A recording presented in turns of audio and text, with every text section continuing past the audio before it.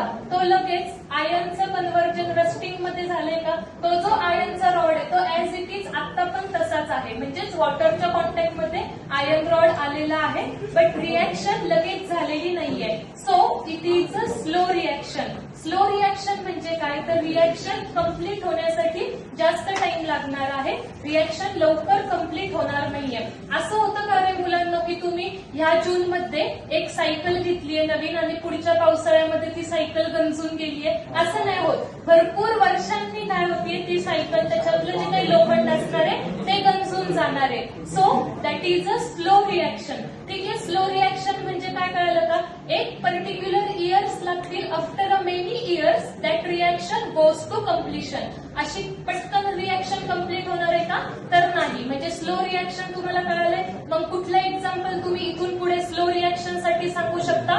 Rusting of iron. असं होत नाही की तुम्ही लोखंड पाण्यामध्ये टाकलं आणि लोखंड लगेच गंजून गेलं. एवढी पटकन रिॲक्शन लोखंडाची वॉटर सोबत होत नाही, त्याच्यासाठी टाइम लागतो. ठीक आहे. Now we are going to see fast reaction. आता सपोज ह्या ग्लास जार मध्ये मी वॉटर ऍड करते. वॉटर ऍड केल्यानंतर थोडस ब्ल्यू कलर यावं म्हणून, ठीक आहे. आता लाडू नाहीये, लिंबू आहे.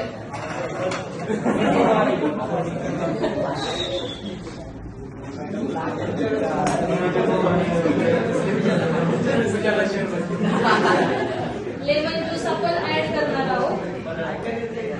अजून पण तुम्हाला इथे रिॲक्शन झालेली किंवा रिॲक्शन होतीये, काय काय ऍड केलंय बघा. आपण काय घेतलंय? सुरुवातीला ग्लास जार मध्ये वॉटर घेतलं होतं, वॉटर मध्ये ब्ल्यू कलर यावा म्हणून ती टाकली होती, आणि त्याच्यानंतर आता आपण लिंबू, कारण त्याच्यामध्ये ऍसिड असतं ते पिळून टाकलंय.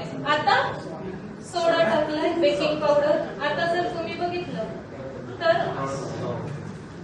रिॲक्शन खूप फास्ट होतीये. इथे तुम्हाला नोटीस होईल बबल्स यायला सुरुवात झालीये आणि व्हॉल्यूम जो आहे तो इन्क्रीज व्हायला लागलाय.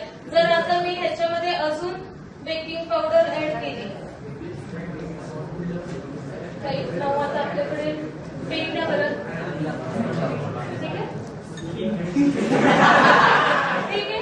जर तुम्ही बघताय ही जी रिॲक्शन आहे, आता जर ग्लास जार हा छोटा असता तर हे सगळे बबल्स वरती येऊन बाहेर आले असते. सो ही जी रिॲक्शन आहे ही रिॲक्शन खूप पटकन झाली आहे, विदिन द सेकंड झाली असं आपण म्हणू शकतो. मग फास्ट रिॲक्शन्स म्हणजे काय? ज्या रिॲक्शन्स विदिन द सेकंड होतील. मग ज्या रिॲक्शन्स विदिन द सेकंड होतात त्या रिॲक्शनचं तुम्हाला रेट कॅल्क्युलेट करायची गरज आहे का?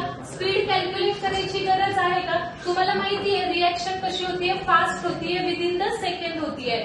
मग केमिकल कायनेटिक्स मध्ये आपण फास्ट रिॲक्शनचा रेट मेजर करणार आहोत का? तर नाही. रिॲक्शन ऑलरेडी कशी आहे? फास्ट आहे, पटकन रिॲक्शन होतीये, त्याच्यामुळे त्या रिॲक्शनचा आपण रेट कॅल्क्युलेट करणार नाही.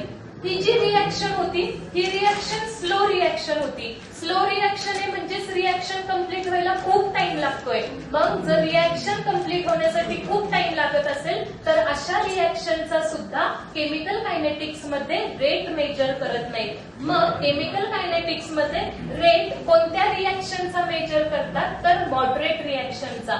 मग एमसीक्यू मध्ये तुम्हाला क्वेश्चन येऊ शकतो, डेफिनेटली तुम्हाला सेंटेन्स बेस्ड क्वेश्चन येऊ शकतो की केमिकल कायनेटिक्स मध्ये तुम्ही कोणत्या रिॲक्शनचा रेट मेजर करता. तर मग आन्सर काय असणार आहे? मॉडरेट रिॲक्शनचा तुम्ही काय करणार आहे? रेट मेजर करणार आहे. एखादी रिॲक्शन फास्ट आहे, फास्ट रिॲक्शन आहे, विदिन द सेकंड कम्प्लीट होतीये, मग ह्या रिॲक्शनचं तुम्हाला रेट मेजर करायची गरजच नाहीये. सपोज एखादी रिॲक्शन खूप स्लो आहे, तुम्हाला माहितीये रिॲक्शन खूप स्लो आहे, खूप डेज लागणार आहे रिॲक्शन कम्प्लीट होण्यासाठी, मग अशा रिॲक्शनचा सुद्धा तुम्ही रेट मेजर करत नाही. मग फास्ट रिॲक्शन आणि स्लो रिॲक्शन ह्यांच्यामध्ये मॉडरेट रिॲक्शन्स असतात आणि मॉडरेट रिॲक्शनचं तुम्ही काय करू शकता? रेट मेजर करू शकता. मग कळालं? क्लिअर आहे? केमिकल कायनेटिक्स मध्ये तुम्ही कोणत्या रिॲक्शनचा रेट मेजर करणार आहे? What is the answer?